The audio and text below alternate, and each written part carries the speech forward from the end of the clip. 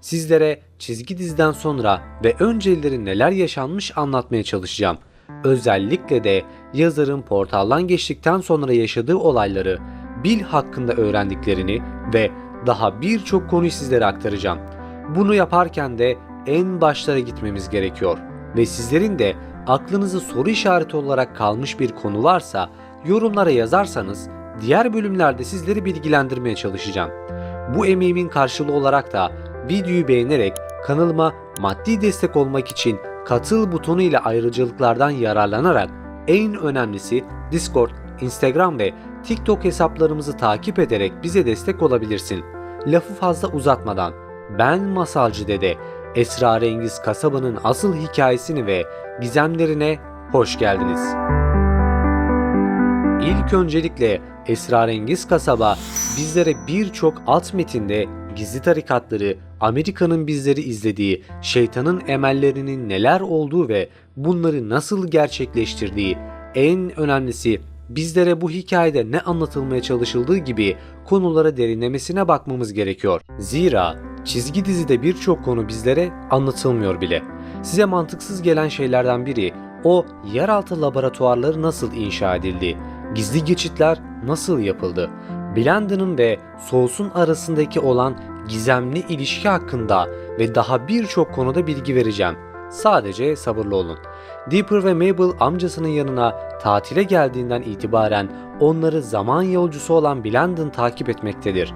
Aynı şekilde birçok görselde bizlerin başlarda bilmediği ancak hükümetin bildiği dünyaya yayılmış olan gizemli sinyalleri takip eden gizli ajanlar tarafından sürekli takip edilmekteyiz. Bizlerin bunu bilmemesi çok normal ama asıl hikaye daha yeni başlıyor. Çünkü bu çizgi dizi dünya çapında yapılmış en büyük bulmacalardan sadece bir tanesi. Esrarengiz kasabaya gelen yazarımız olan Ford, buradaki amacının ne olduğunu çok iyi bilmektedir. Neden tuhaflıklar burada var olmakta? Kendince buna bir teori üretmiştir. Bunun ismi garipliğin büyük birleşik teorisi. Bu temel soru neden burada ve nereden gelmekteler gibi soruları içermekte. Yazarımız olan Ford ilk zamanlarda bunları çok düşünürken sonraları görev bilincini yitirmeye ve çok daha büyük şeylere adım atmıştır. Bir boyutlar arası kapı yapmak gibi. Sizler gibi benim de aklıma takılan şeylerden bir tanesi, bu esrarengiz kasabanın gizemlerini yaratan şey milyonlarca yıl önce düşmüş olan uzay gemisi mi? Yoksa kasabanın esrarengiz şeyleri çekmesi yüzünden mi düşmüş oldu? Bu tam bir muamma.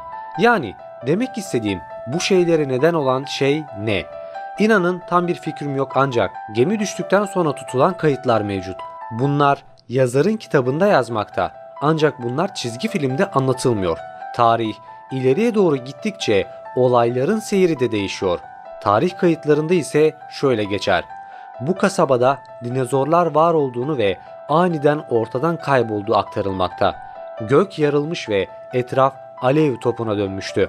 Yere aniden çarpan cisim devasa bir krater açmıştı. Boyu tam 48 kilometre olan devasa bir uzay gemisi. Bu devasa uzay gemi yerin altında milyonlarca yıldır duruyor.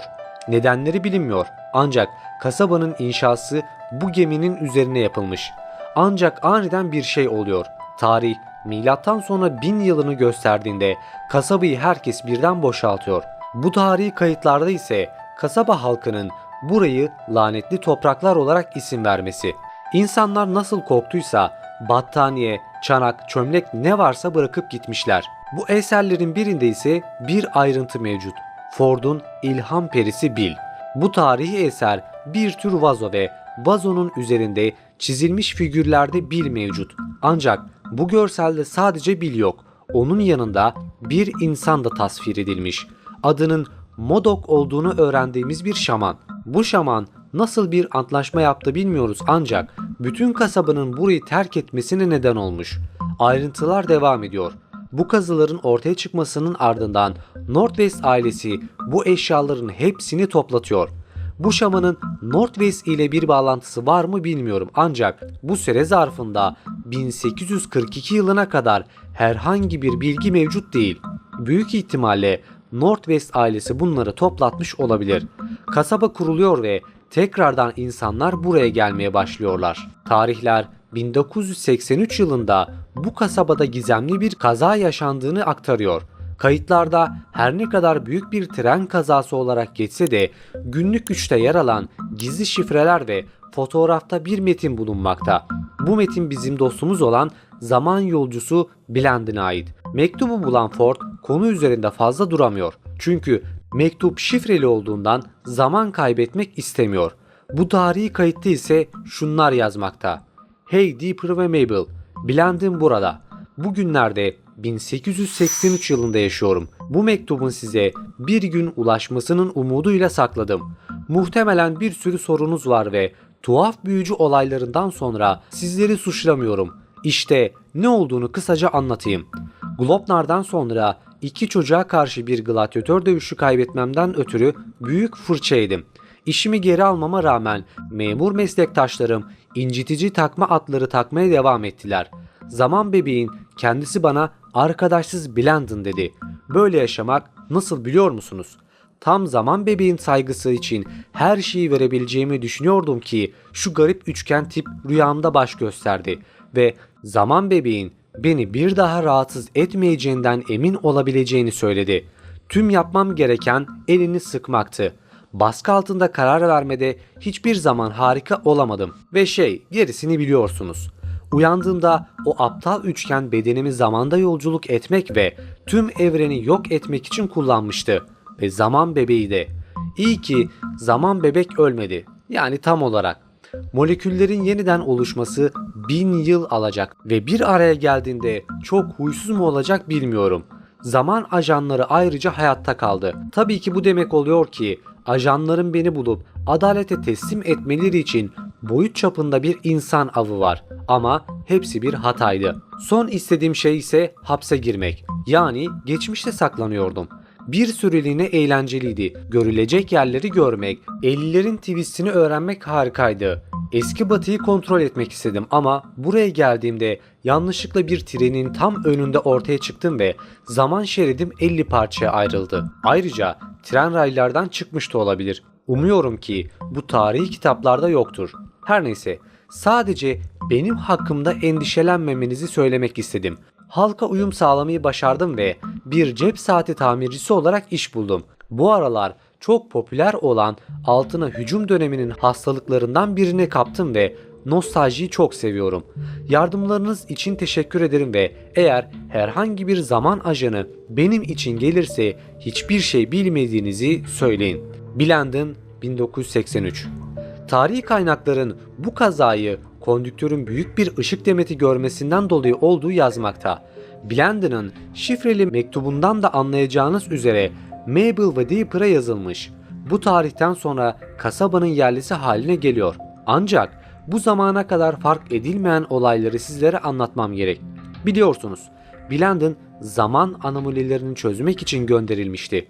Bu anomalilere bizler Mabel ve Dipper'ın neden olduğunu zannediyorduk. Çünkü onlar bizim bu şekilde düşünmemizi istedi. Yani yapımcıların. Halbuki zamansal anomalilerin asıl nedeni Blandon'dı. Bir düşünün, ne annesi ne de babası olmayan, tarih şeridinde aslında 20.070 gibi çok uzak bir gelecekte yaşaması gereken bir kişinin 1883 yılında yaşaması zaten başlı başına bir anomalidir. Asıl olay bizim o zaman bebeğin dünyayı işgal ettiği gibi geleceklerde gördüğümüz karelerin günümüzde yaşanan bilin bütün dünyayı ele geçirmesi ve zaman bebeği yok etmesiyle başlıyor. Blandon ne demişti? Binlerce yıl sonra zaman bebek moleküllerinden tekrar oluşacak. Oluştuktan sonra dünyayı ele geçirecek. Bakıldığında aslında kısır bir döngü var. Eğer benim topluluğumu takip edenlerden biriyseniz Bill her şeyi biliyordu. Ancak yine de denemek istedi demiştim. Bill zaten kaybedeceğini biliyordu. Ama o egosunu ve açgözlülüğüne yenik düştüğü için yine de denemek istemişti. Blandon zamanda geri gitmesi ve olayların seyrini değiştiriyor olması bizlere bir bakıma paralel evrenlerin varlığını gösteriyor.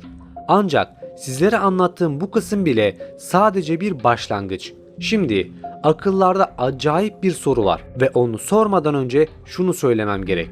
Bu bir teori ama düşününce mantıklı da gelebilir. Bland'ın ortalama olarak 20'li yaşlarda bir birey olduğunu varsayalım. 1883 yılına gittiğinde o zaman da sıkışıp kalmıştı. Şimdi Sows'u düşünün. Kendisi yazarlar tarafından 22 yaşında bir birey olarak tanıtılmakta. Sows babasız büyümüş biri ve hiç onu görememişti. Bland'ın kel ve hiç kıl çıkmıyor. Şimdi her şeyi bir kenara bırakın ve Sows'u düşünün. Kendisi sakalı çıkmayan ve kılsız biri. Benim teorime göre acaba Sows'un babası Bland'ın olabilir mi? Bill, Sows için göründüğünden daha akıllı derken neyi kastetmişti? Belki de Sows bir şekil değiştiren olamaz mı? En önemlisi Bill, Bland'ın vücudu ile nereye gitti? Bunlar bir sonraki bölümün konusu ancak sizlerin yorumlarda bu konuya dair fikirlerinizi söylemenizi istiyorum. Hadi biraz teori üretelim ve sorular üzerinden gidelim. İlk öncelikle Axolot'u bilmemiz şart. Bilmeyenler için kim bu Axolot? Kendisi ne iyi ne de kötü tarafsız bir varlık. Güçlülerin de güçlüsü. Hatta Bill yok olurken onun ismini söylemekte. Birçok kişi çizgi dizinin son kısımda söylenen bu sözleri anlamaz. Bunun nedeni tersten söylenmesidir. Bill yok olurken şu cümleleri zikreder. Axolot, benim zamanım doldu. Antik güçleri uyandır ki geri dönebileyim. Bill Cipher yani şeytan olarak adı geçen üçgeni anlayabilmemiz demek bütün bu seriyi anlamamıza neden olur. Nasıl mı? Bill aslında iki boyuttan var olan bir canlıdır. Herkes gibi çok eskiden Bill'in de bir ailesi vardı. Kendisine ait bir evreni ve gezegeni vardı. Ancak Bill o kadar çok açgözlü ve kibirliydi ki güçlü olmak ve bu boyuttan kurtulmak istedi.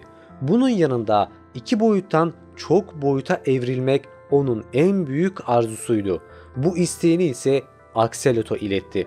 Bu kısımdan sonrasını anlayabilmeniz için bir kitaba ihtiyacınız var ve ben o kitabı sizler için satın aldım. Dipper çok sonraları Axolot ile karşılaşıyor ve ona Bill hakkında ne biliyorsun diye soruyor. Axolot ise Bill'in yok olmadığını, sadece gelecekte tekrar geleceğini söylüyor. Buradan da anlıyoruz ki Bill yok olmamış. Sadece geciktirilmiştir.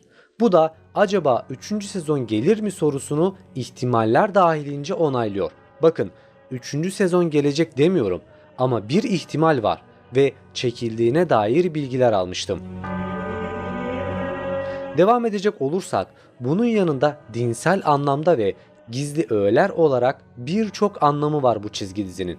Bill kendisini güçlü kılabilmek için evrenini, gezegenini ve en kötüsü ailesini yok etmiştir. Bill tam olarak bunun farkında bile değildir. Kendi evreninin nasıl yok olduğunu biliyoruz.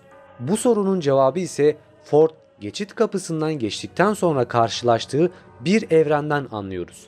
Sadece iki boyuttan var olan bu evren Bill'in yok ettiği evrene benzer. Buradaki canlılar Bill gibidir ve iki boyuta sahiptir. Ancak anladığım kadarıyla bu evren Bill'in eski evreninden arta kalan bir kısım. Bu esnada Ford'a saldıran bu boyutun varlıkları ona büyük zararlar vermeye başlar. Yaralanmaya başladığı esnada Ford'u çok gizemli bir varlık kurtarır. Bu kısma sonra değineceğim. Bu yüzden sorulara devam edelim. Bill, Bland'ın bedeniyle ne yaptı ve zamanda ileri veya geriye giderek neyi amaçladı? Öncelikle Bill, Bland'ını kullanarak zamanda ileriye gitmiş veya zaman bebek evrenine giderek Glopnar'da savaşmış olabilir. Şimdi hatırlayanlar vardır. Glopnar bölümünde bu savaşı kazanan bir kişiye bir dilek hakkı verilir. Zaman bebek bu evrenin en güçlü varlıklarından bir tanesi. Bill, Bland'ın bedenini kullanarak Glopnar'a katılmış ve bir dilek hakkı elde etmiş olabilir. Bununla birlikte zaman bebek gelecekte onu yani Bill'i durdurmaya geldiğinde yok edecek kadar güçlü olmayı dileyebilir. Bu sayede Bill zaman bebekten güçlü olarak istediğini elde edecek imkanı olur. Çünkü onu durdurma potansiyeli olan varlıklardan biri zaman bebektir. Bu dilek sayesinde bu engel ortadan kalktı. Bazı arkadaşlar Bill neden esrarengiz kasabanın dışına çıkamadığını sormakta. Bu konu hakkında bazı teoriler mevcut. Bunlardan biri zamanın ters akması. Şimdi zaman bile göre farklı işlemekte. Bu işleyiş Bil gibi varlıkların dünyadaki zaman ile çakışmasından kaynaklı kozmik bir duvar oluşmasına neden oluyor. Bu duvarı yıkmanın formülünü bilen Ford bunu bilmekte ama elbette ki bile söylemez. Bu duvarın oluşma sebebi mantıksal olarak dengeden kaynaklı bir durumdur. Kötülük ve iyilik gibi düşünün, bir denge halinde. Bunun nedeni Bill Cipher bir anormallik. Kendisi aslında iki boyutun varlığı ve bu tuhaflık Bill Cipher'ın kendi boyutu dışında çok boyutlu ortama evrilmesiyle oluşur. İşin garibi, dış dünyada oluşan bu gariplik bizim dünyamızda da bir tür yırtık oluşmasına neden olur. Zaman geçtikçe tuhaflıklar kasabası da bu anormalliğin merkezi haline gelir. Dünyada açılan bu anormallik yüzünden de bütün her şeyin buraya doğru çekilmesine neden olur. Bu yırtığın sebebi ise yine Bill Cipher denen şeytanın uyumsuz oluşu. Birincisi, uzay gemisi neden oraya düştü? Bunun nedeni bu kasabanın anormallikleri çekmesi. Gemi arıza yapmış veya gemi bu anormalle doğru çekilmiş olabilir. Çekilirken daha çarpan gemi büyük hasar alır ve orada kalır. Bildiğimiz bir şey var, o da bu uzay gemisi çok tehlikeli bir varlığı taşıdığı ve bu varlıkların zaman içerisinde buradan kaçmış olduğu. Bu canlı ise şekil değiştiren olarak adı geçen, insanları bir görüşte onun şeklini alabilen bir varlık. Biliyorsunuz, Dipper gizli laboratuvarları araştırırken bunlardan bir tanesiyle karşılaşmıştı.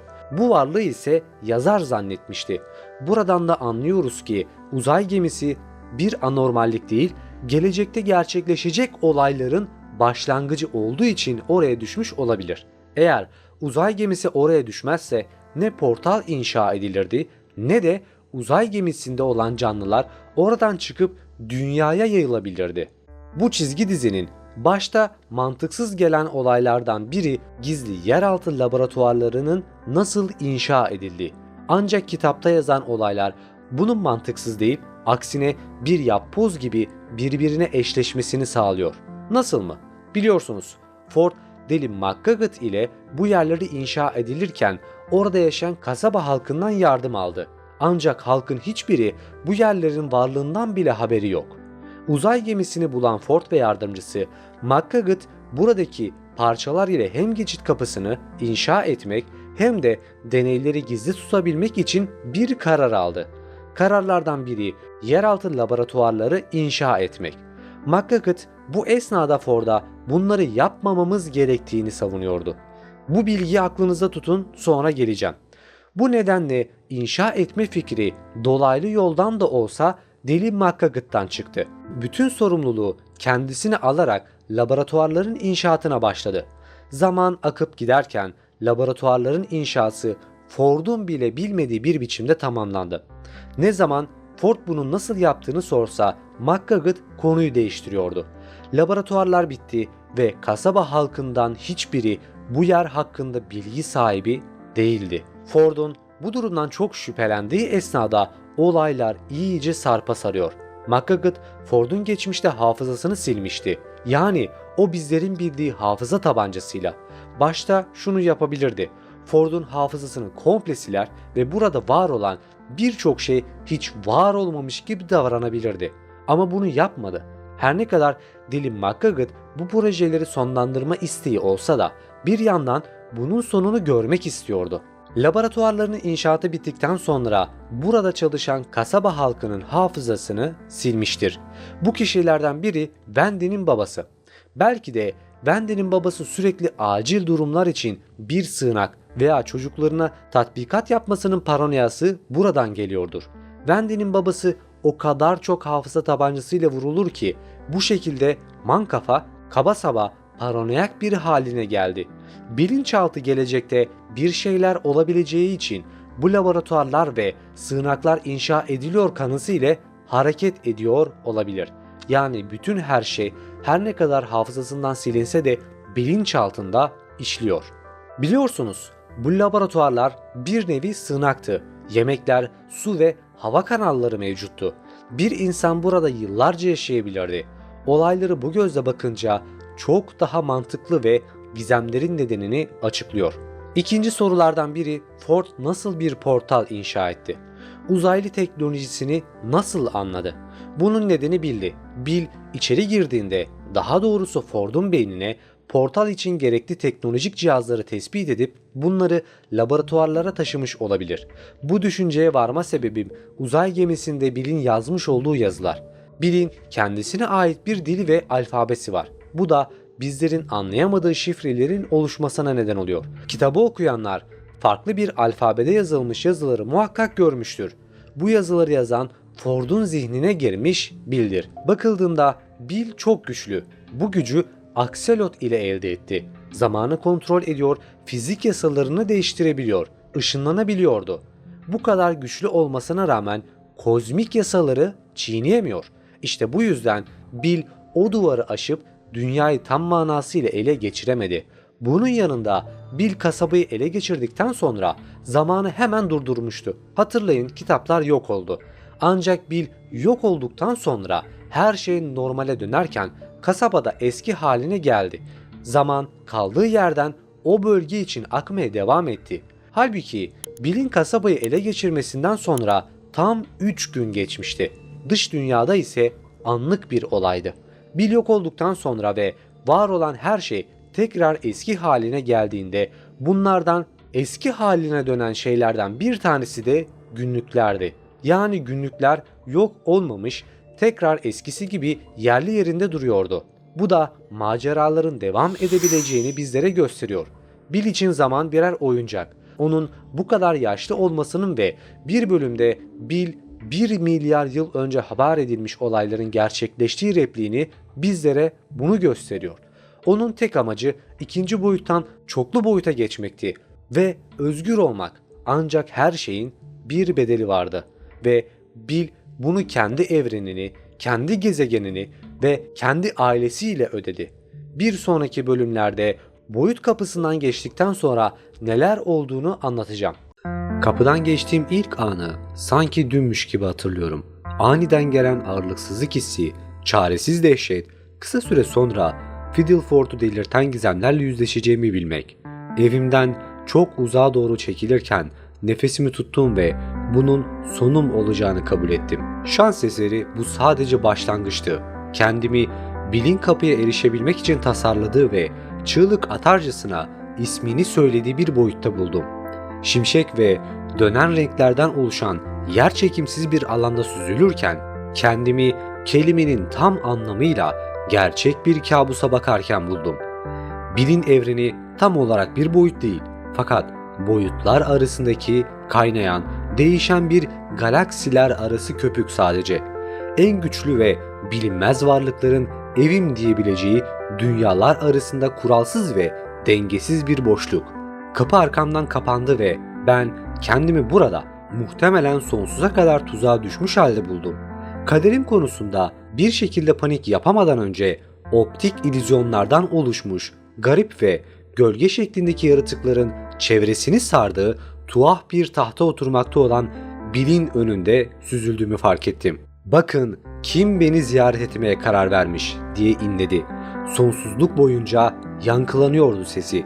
"Galaksiler arası satranç oynamak ister misin? Bu sefer piyon sensin," dedi Bill.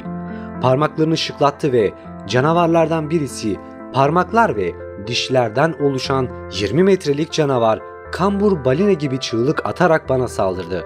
Canavar yanından geçerken tam zamanında bir asteroid alanının arkasına saklanmaya başardım ve pek çok canavar uzay taşlarını parçalayarak beni ararken panik içinde havada yüzdüm. Hayatımı kurtarmak için etrafa doluşmuş canavarlardan kaçarken mucize eseri oradan geçen büyük bir asteroidin içindeki kratere saklanmayı başarmıştım. Taştan mağaranın derinliklerine inerken Bill'in tiz sesini duyabiliyordum. "Altı parmak saklambaç oynamak istiyor. Onu bulup bana getiren ilk kişiye kendi galaksisini vereceğim," dedi. Beni bulmak için yarışan büyük ve küçük yaratıkların delice kahkahalarını dinliyordum. Yorgunluktan ve öfkeden o kadar delirmiştim ki aklımdan geçen ilk şey yüzüne küfür edebilmek için bile teslim olmak oldu. Şans eseri ben delice bir şey yapmadan önce saklandığım mağarayı galaksiler arası mültecilerden oluşan üşümüş bir aileyle paylaştığımı fark ettim. Garip, simli, mor bir ateşin etrafında toplanmış olan bu bandajlı, savaş mağlubu yaratıklar beni yanlarına çağırdılar ve bana hikayelerini anlattılar. Görünüşe bakılırsa onlar gemileri boyutlar arasında bir solucan deliğine çekilen asteroid madencileriymiş ve kendilerini benim gibi burada kaybolmuş halde bulmuşlar. Ben Bill'den bahsettiğimde çığlık atarak sanki ağza alınmaz bir şeyden bahsetmişim gibi kulaklarını kapattılar. Kıllı, kırık dişli ve kobay ile korsan karışımı bir yaratık olan liderleri bana benim eski ilham perimin aslında tüm çoklu evrende en çok korkulan varlıklardan biri olduğunu açıkladı. Bill kendisi ve adamları için kabus boyutunu sığınak olarak seçmiş ama burası kanunsuz olduğu ve sürekli devam eden fiziksel kuralları olmadığı için sonunda kendisini yok etmeye mahkummuş. Bill bu yüzden ele geçirecek yeni ve daha dengeli bir boyut ve onu içeriye alacak kadar aptal birini arıyormuş. Yani benim gibi aptal birini. Onlara Bill ile olan geçmişimi ve yaptıklarını nedeniyle yok etmek istediğimi açıkladım. Şüpheci olsalar da yaratıklar bana acıdılar ve bana yardım etmeyi teklif ettiler. Bana kendilerine ait boyutsal tercümanlardan birini ve birazcık yiyecek verdiler. Onlara kendi evime ulaşmanın olanağını sordum ve bana bunun çok düşük bir ihtimal olduğunu söylediler. Böylece zihnimde olaylar oluşmaya başladı. Boyutlar arasında dolaşacak ve Bill hakkında öğrenebileceğim her şeyi bulacaktım. Zayıflıkları, sırları, gücümü toplayacak, sabredecek ve hazır olduğumda kabus boyutuna dönerek onu sonsuza kadar yok edecektim. Evimi bir daha asla göremeyebilirim ama en azından çoklu evreni onun öfkesinden kurtaracak ve benden çaldığı hayat için intikamımı alacaktım. Yaratıklar bana tezahürat yaptılar ve "Akselot'a şükürler olsun" diye bağırdılar. Açıkçası bunun ne anlama geldiği konusunda hiçbir fikrim yoktu. Ve ben beni hangi yeni dünyanın beklediği konusunda kaderimi rüzgara bırakıp onların asteroidinden ayrılarak en yakındaki solucan deliğine yüzerken bana el salladılar. Böylece 30 yıllık bir maceraya başladım. Bill'i yenme umuduyla onun hakkında bir şeyler öğrenmek için çoklu evrende çektiğim tehlikeli bir macera. Bu sırada boyutlar arasında gezmekten ötürü sürekli devam eden mide bulanıklığı olmasa genç halimin süper diyeceği pek çok şey yaşadım. Sanki o boyutlarda 100 farklı hayat yaşamış gibi hissediyordum. Haydutlarla seyahat ettim. 13 yeni dil öğrendim. Konuşan bir sandalyeyle yumruk dövüşüne giriştim ve ahtapot kollu domuzcuklardan oluşan bir kabileyle dövme yaptırdım. Antik metinlerde çalıştım. Akademisyenler ile fikir alışverişinde bulundum.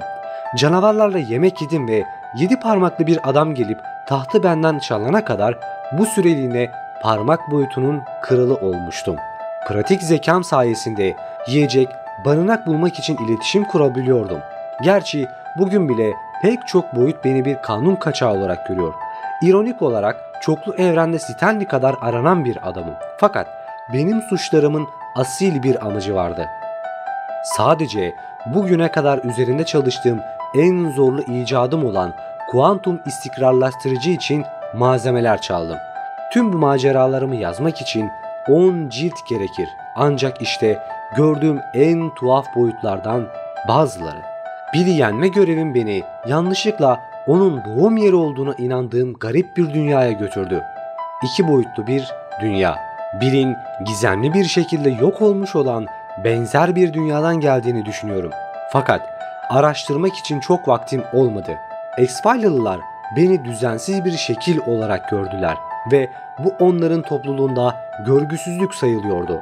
Ağzım onların dünyasının dışında kaldığı için kendimi açıklayamadım ve kısa süre sonra kendimi saldırı altında buldum. Ufak olsa bile Exevalyalıların bedenleri jilet kadar keskin ve onlardan birkaç yüz tanesi başıma kesikler atmaya başladı. Şans eseri hayatım boyunca karşılaştığım en inanılmaz yaratıklardan biri tarafından kurtarıldım. Kahin sayesinde 2 boyutlu dünyadan çekildim ve o esnada bayıldım. Kendime geldiğimde bulutlarla çevrili bir dağın tepesindeki tapınaktan 7 gözlü bir yaratığa bakıyordum. Carmaz isimli bu yaratık neyin nesiydi? Bana boyut 52'de olduğumu ve uzun süredir yaralarımı tedavi etmekte olduğunu söyledi. Garip bir şekilde çoktan benim adımı ve görevimi biliyormuş gibi görünüyordu. Psişik mi olduğu yoksa sadece aranıyor posterimi mi okuduğunu söylemek zor. Fakat Bill hakkında inanılmaz içgörüleri vardı. Bana eğer onunla tekrar yüzleşmek istiyorsam zihnimi korumam gerektiğini, bu konuda bana yardım edeceğini söyledi. Ancak bunun için zorlu bir ameliyatla kafama metal bir plaka konulması gerekiyor. Dağ havası yüzünden midir bilmem, bunu hemen kabul ettim. Ben iyileşirken bir hafta boyunca Bill hakkında uzun konuşmalar yaptık. Görünüşe bakılırsa onun güce duyduğu açlık evinin olduğu boyutun yok olmasına yol açmıştı. Buna ailesi ve tanıdığı herkes de dahilmiş. Kahin ondan bahsederken öfkeli değildi. Ama onun korku krallığının sona erdiğini görmek için sakin, çelik gibi soğuk bir kararlılığı vardı. Gözlerimin derinliklerine baktı ve bana kaderinde Bill'i yok etmek olan adamın yüzünü taşıdığını söyledi. Ertesi sabah uyandığımda gitmişti ve ben tamamen başka bir boyuttaydım. Yolculuğuma devam etme vakti de gelmişti. Zaman zaman şimdi onun nerede olduğunu ve benim hakkımda bu kadar fazla şeyi nasıl bildiğini merak ediyordum. Fakat neredeyse 30 yıl boyunca boyutlar arasında dolaştıktan sonra neredeyse bizimkinin eşi olan paralel bir dünyaya denk geldim. En azından bir tane büyük farkı vardı. Bu dünyada ben Stan tarafından kapıdan içeriye itilmemiştim. Bu dünyada kardeşim beni dinlemiş ve birinci günlüğü esrarengiz kasabadan uzaklaştırmıştı. Bu dünyada ben Fiddleford ile birlikte Bill'in kabus boyutuyla bağlantı riski içermeyen bir kapı kullanmaya olanak sağlamak için boyutsal girdap nöbetleştiricini icat etmiştik. Ben bu paralel dünyayı ziyaret ettiğimde paralel kişiliğim bilimsel topluluğun ünlü bir yıldızıydı ve esrarengiz kasabadaki ufak kulübem garipliğin uluslararası enstitüsü olmuştu. Işığa çekilen bir güve gibi enstitüye doğru çekildim. Bu belirgin dünya için oldukça şanslı bir şekilde paralel dünyadaki kendime rastlamadan önce paralel Fiddleford ile rastlaştım. Hemen benim kendi Stanford Pines olmadığımı fark etti ve kampüs güvenliğinin beni tutuklamasını sağladı. Çok fazla mücadele verdim ve sonunda sakinleştiğimde Fiddleford neden beni tutsak olarak tutukladığını açıkladı. Birkaç yıl önce özellikle tehlikeli bir boyutta yürütülen bir keşif yapıyormuş ve bu gezi sırasında güvenlik memurlarından biri paralel dünyadaki ikizine rastlamış. Onların elleri birbirine değdiği an boyut statik ile titremeye ve sallanmaya başlamış. Fiddleford ve ekibi kendi boyutlarına kaçabilmişler fakat o memurdan bir daha asla haber alınamamış. Hatta tüm boyutun varlığı sona ermiş.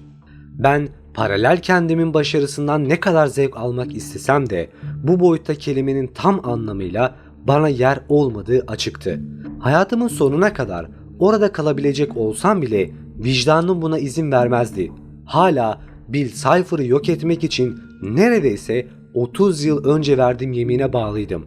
Kan davasından Fiddleford'a bahsettiğimde dizleri tıpkı benim Fiddleford'umun dizleri gibi heyecan ve endişeyle titremeye başladı.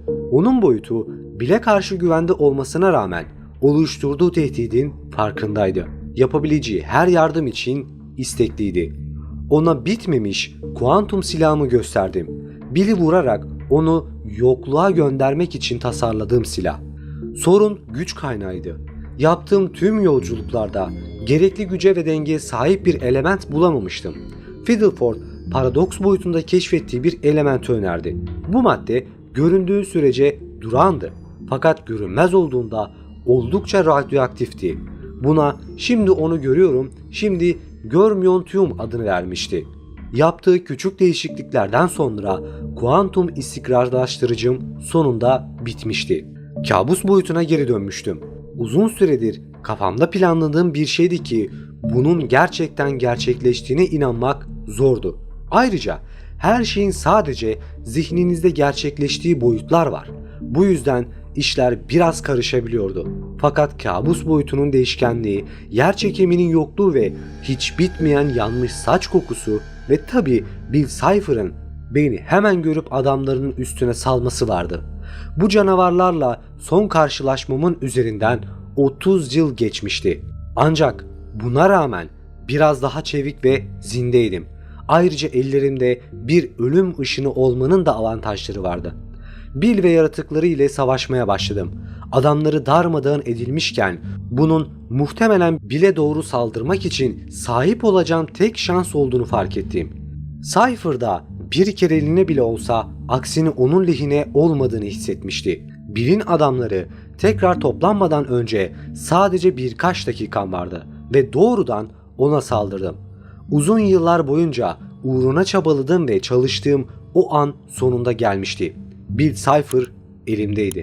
Tam onu yok edecekken bir anda kapı tekrar aktif hale geçerken kabus boyutunun tümü sallandı. Sorgulayacak ya da şansıma küfür edecek zamanım yoktu. Bill gülmekten hareket edemez durumdaydı. Fakat benim onun canavarlarının kalanını geçmem, kapıya varmam gerekiyordu. El bombamı arkama atarken havaya atladım. Patlamanın gücü beni Bill'in şeytani çetesinin önüne ve kapıdan içeriye girmemi sağladı. Ben geçtikten sonra geçit benim arkamdan çöktü.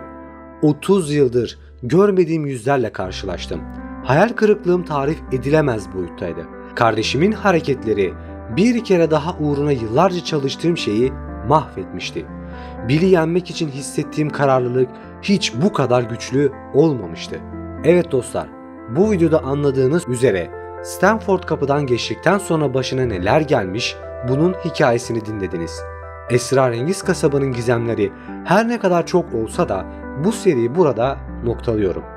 Kanalıma maddi destek verenlere de çok teşekkür ederim. Sen de maddi destek için kanalıma katıl üyesi olabilir ve ayrıcalıklardan yararlanabilirsin. Ayrıca kanalıma abone olabilir, videoyu beğenebilir ve yorumlarda fikirlerini belirtebilirsin. Bir sonraki videoda görüşmek üzere. Kendinize iyi bakın. Hoşça kalın.